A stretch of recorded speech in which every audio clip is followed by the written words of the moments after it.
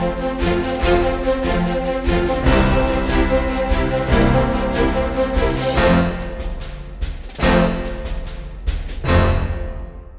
मुद्दे की बात कार्यक्रम में आपका स्वागत है। मैं हूं अमृत उपाध्याय। आप देख रहे हैं स्टडी IQ IAS हिंदी।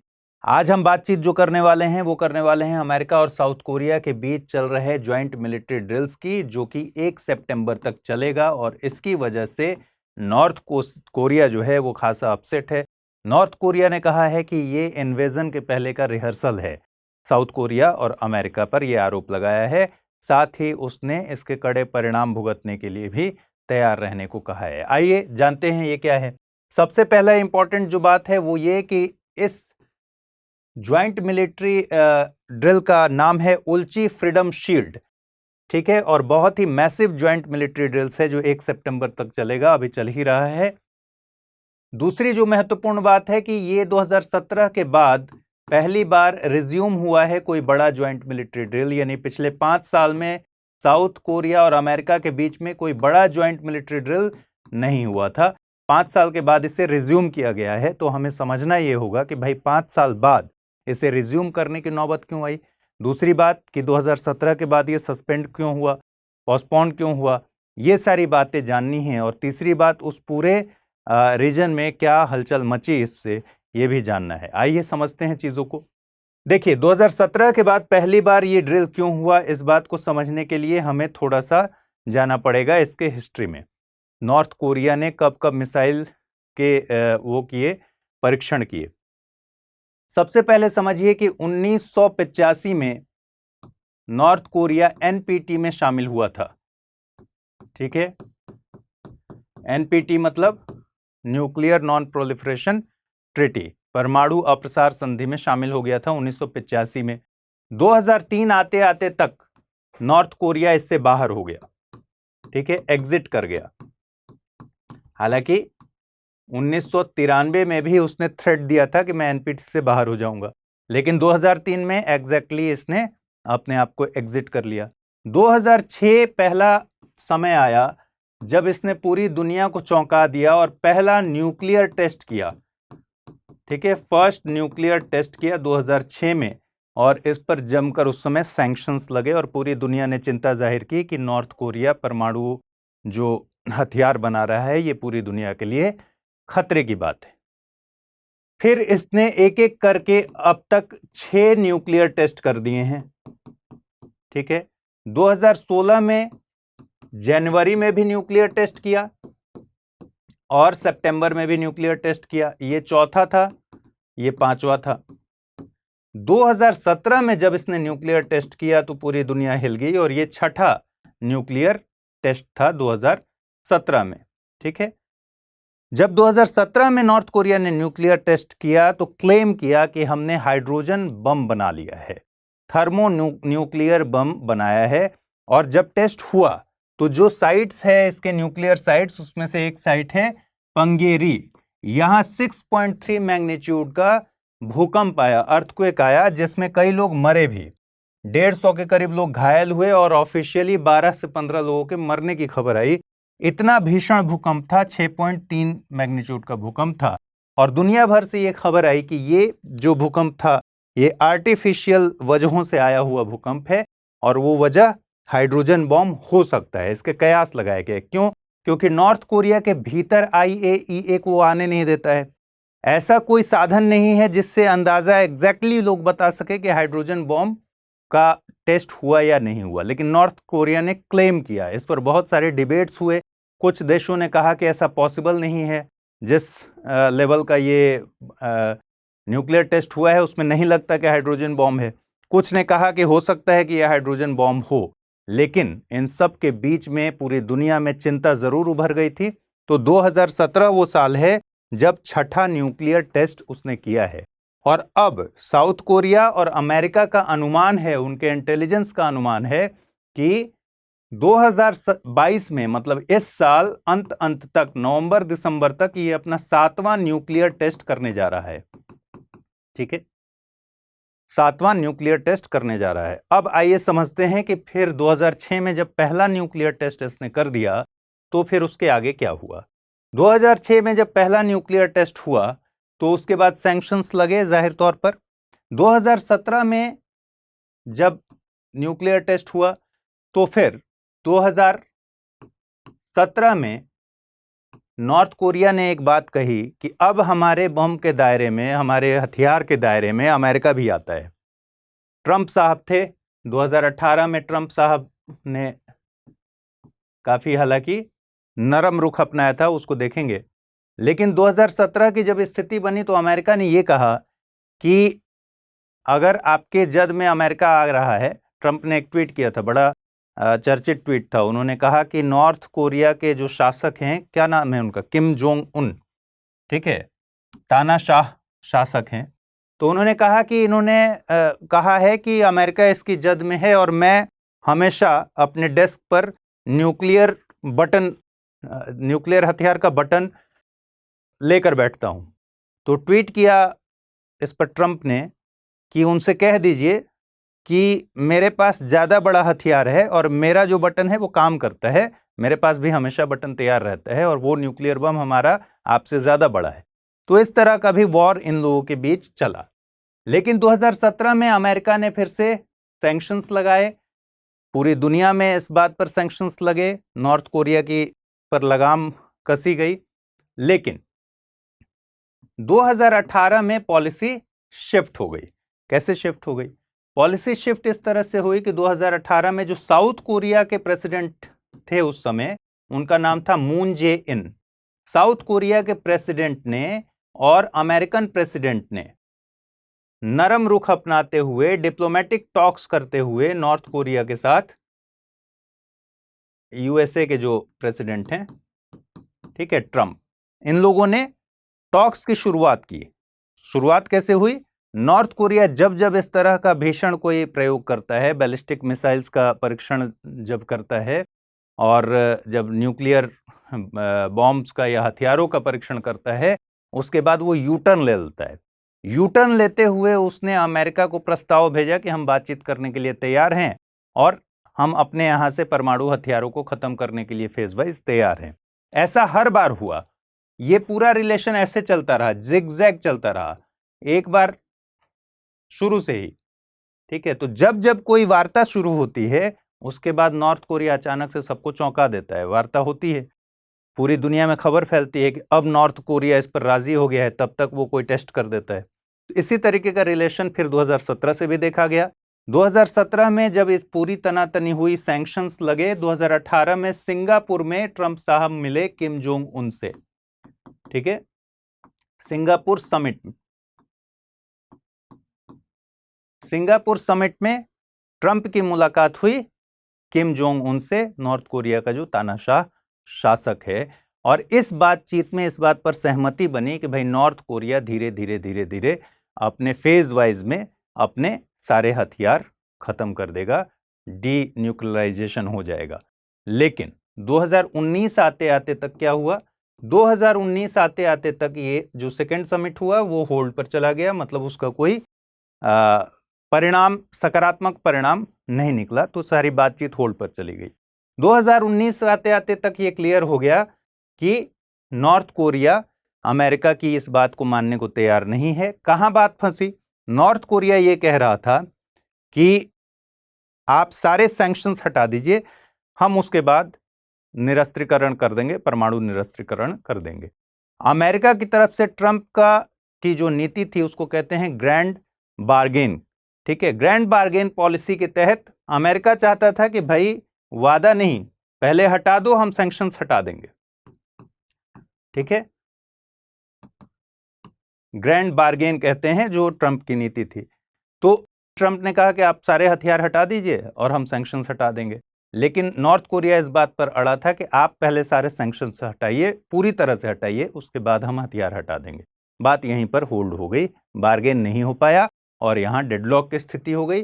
2019 में ये बातचीत खत्म हो गई। इधर साउथ कोरिया के जो प्रेसिडेंट थे उस समय, आज नहीं, उस समय प्रेसिडेंट थे, उनका नाम था मून जे इन, ठीक है, मून जे इन। इन्होंने डिप्लोमेटिक टॉक्स की शुरुआत की थी 2017 के बाद और ये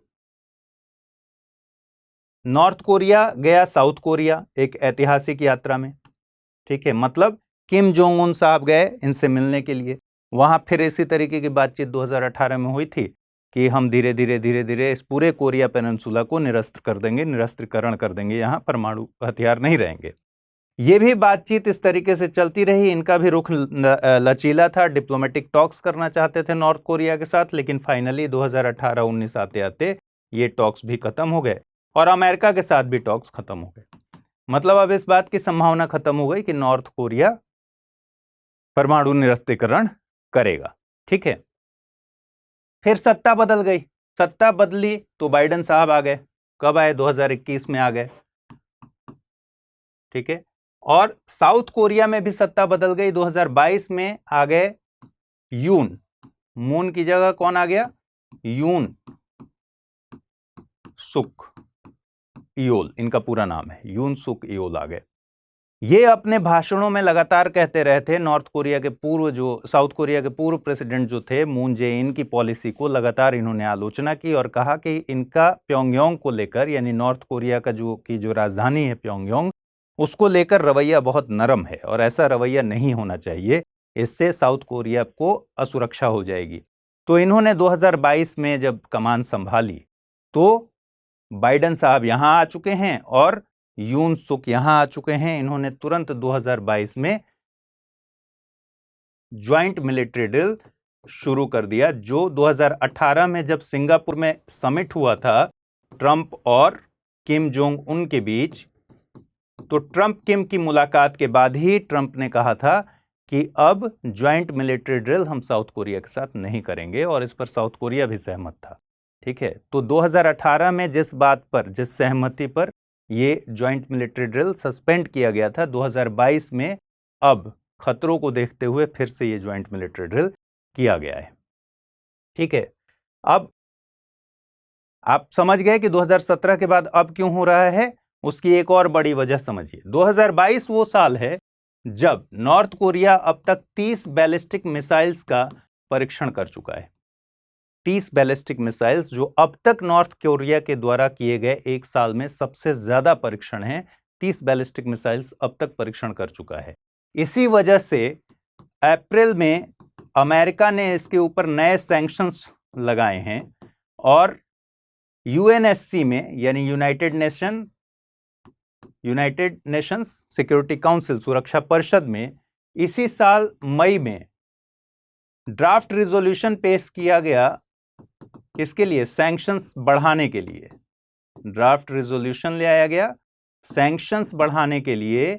लेकिन उस रिजोल्यूशन पर वीटो किसने कर दिया? चाइना और रशिया ने। अब यहां से एक गणित आपको समझनी पड़ेगी कि चीन और रशिया ने इसी साल मई 2022 की बात है, जब यूनाइटेड नेशंस में रिजोल्यूशन ले आने की तैयारी हो रही थी, चाइना और रशिया ने इसमें वीटो कर दिया। और 2006 में जब पहला न्यूक्लियर टेस्ट किया था नॉर्थ कोरिया ने, उसके बाद ये पहला मौका है 2006 से लेकर अभी तक पिछले 16 सालों में कि सुरक्षा परिषद नॉर्थ कोरिया पर सैंक्शंस को लेकर बंट गया हो, प्रतिबंधों को लेकर बंट गया हो। तो चाइना और रशिया ने क्यों वीटो किया, उसकी वजह क्या है? रशिया ने अभी हाल ही में इन्वेजन किस पर किया है? यूक्रेन पर, ठीक है। जब से यूक्रेन पर रशिया ने इन्वेजन किया है, चाइना इसका और पक्का मित्र हो गया है। उसकी वजह क्या है? चाइना भारत में, ताइवान में, जापान में, साउथ कोरिया में कई सारे लैंड को जबरन अधिग्रहण करना चाहता है, तो वो भी वही काम कर रहा है।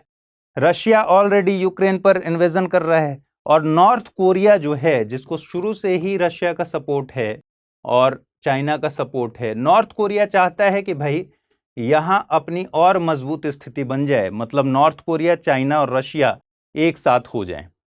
देखिए, नॉर्थ कोरिया, चाइना और रशिया, अगर ये इक्वेशन है, एक तरफ यूएसए और साउथ कोरिया हैं, तो अब ऐसा इक्वेशन बन गया। नॉर्थ कोरिया ने अभी हाल ही में कहा, रशिया को एक ऑफर दिया है। क्या ऑफर दिया है? कि जो यूक्रेन वाले इलाके में लुहांस्क और डोनेट्स्क का इलाका है, जो कि प्रो रशियन इलाका है, ठीक है। प्रो रशियन मतलब रशिया के समर्थक लोग शुरू से रहते थे। जब यूक्रेन पर इन्वेजन नहीं हुआ था तब भी रशिया के समर्थक लोग रहते थे और ये लोग अलगाववादी आंदोलन के समर्थक थे। मतलब ये चाहते थे कि इसको अलग कर लिया जाए, तो रशिया को ही सपोर्ट करते थे। अब जब इस पर पूरा रशियन मिलिट्री का कब्जा हो गया, यानी रशिया का कब्जा हो गया, इस वाले इलाके में भी भीषण तबाही हुई, तो नॉर्थ कोरिया ने कहा कि इस वाले इलाके को रिबिल्ड करने के लिए हम अपने यहाँ से भारी संख्या में मजदूर भेज देंगे। और रशिया के राजदूत ने जो नॉर्थ कोरिया में राजदूत हैं रशिया के, उन्होंने कहा कि इसका हम पेमेंट जो करेंगे वो इंडस्ट्रियल इक्विपमेंट के तौर पर करेंगे और गेहूं के तौर पर करेंगे। इंडस्ट्रियल इक्विपमेंट और गेहूं, इस समय नॉर्थ कोरिया सबसे ज्यादा इन्हीं की कमी से जूझ रहा है। मतलब दोनों देशों ने साफ संकेत दिया कि इस मैटर पर वो रशिया को प्रस्ताव जो उन्होंने दिया है, रशिया भी उस प्रस्ताव पर विचार कर रहा है। इतना ही नहीं, कुछ आगे बढ़कर नॉर्थ कोरिया ने यह भी कहा कि हम मिलिट्री ट्रूप्स भी आपके लिए भेज देंगे वहां सहयोग करने के लिए। हालांकि रशिया ने उसका जवाब नहीं दिया। समझे? तो अब ये पूरा इक्वेशन इस तरीके से बन गया है। नॉर्थ कोरिया चाहता है कि इस गठबंधन को और ज्यादा मजबूत कर लें ताकि सुरक्षित रहें। इधर साउथ कोरिया ने तुरंत यूएसए के साथ मिलकर ज्वाइंट मिलिट्री ड्रिल्स शुरू कर दिया है। और ज्वाइंट मिलिट्री ड्रिल्स में साउथ कोरिया ने यह कहा कि भाई ये नए तरह के युद्ध की तैयारी है। नए तरह की युद्ध की तैयारी क्यों है? क्योंकि रशिया ने जिस तरह से यूक्रेन पर इन्वेजन किया, हमें भी उसके लिए तैयार रहना चाहिए। रिसोर्स क्रंच जो देखा गया, ठीक है, संसाधनों पर जो मुसीबत आई, रिसोर्स क्रंच को देखते हुए, और दूसरी बात ये कि साउथ कोरिया ने कहा कि अब के युद्ध पहले के युद्ध जैसे नहीं होंगे, ट्रेडिशनल वॉर नहीं होंगे, बल्कि अब के युद्ध इस तरीके से होंगे कि साइबर अटैक किया जाएगा। हो सकता है हमारे सप्लाई चेन पर साइबर अटैक हो सकता है हमारे जो जितने रिसोर्सेज हैं उन पर इस तरीके का साइबर अटैक हो कि हम वॉर करने की स्थिति में ही ना बचें। ठीक है, जैसे बैंकिंग सेक्टर पर ही मान लीजिए साइबर अटैक हो गया, ठीक है, ट्रांजैक्शंस ही बंद हो गए या फिर हैक कर लिए गए। तो इस तरह की तैयारी करने के लिए साउथ कोरिया ने इस पूरे ज्वाइंट मिलिट्री ड्रिल्स के बारे में कहा कि भाई ये नए तरह के युद्ध की तैयारी के लिए जरूरी है, इसलिए हम ये ज्वाइंट मिलिट्री ड्रिल्स कर रहे हैं। नॉर्थ कोरिया ने कहा कि ये इन्वेजन की तैयारी है। साउथ कोरिया और अमेरिका मिलकर इन्वेजन करना चाहते हैं नॉर्थ कोरिया में, उसका रिहर्सल कर रहे हैं। ठीक, तो अब मेरे ख्याल से आपको ये पूरी बात समझ में आ गई होगी, ये पूरा इक्वेशन समझ में आ गया होगा। अब 3 पॉलिसीज का जिक्र भी कर लीजिए। जब ओबामा थे तो ओबामा की नॉर्थ कोरिया को लेकर जो पॉलिसी थी उसको कहते हैं स्ट्रैटेजिक पेशेंस। ठीक है, स्ट्रैटेजिक पेशेंस। और ट्रंप की पॉलिसी को कहते हैं ग्रैंड बार्गेन। ठीक है, लेकिन जब बाइडेन साहब आए तो बाइडेन ने इसको कहा मिडिल ग्राउंड अप्रोच। ठीक है, मिडिल ग्राउंड अप्रोच कहा। तो 3 ये पॉलिसीज ध्यान में रखिएगा, कहीं पूछ दे अगर तो आपको सहूलियत हो जाएगी।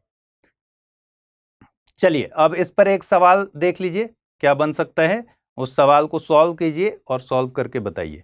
ठीक है, उल्ची फ्रीडम शील्ड। अच्छा, एक और इंपॉर्टेंट बात, उल्ची फ्रीडम शील्ड जो ज्वाइंट मिलिट्री ड्रिल है, इसके पहले 25 अगस्त तक नॉर्थ कोरिया में उल्ची सिविल डिफेंस ड्रिल भी हो चुका है। ठीक है, तो उल्ची सिविल डिफेंस ड्रिल जो साउथ कोरिया में Ulchi civil defence drill South Korea ने पहले किया था, 25 अगस्त तक खत्म हो गया। उसके बाद ये शुरू हुआ है जो 1 सितंबर तक चलेगा।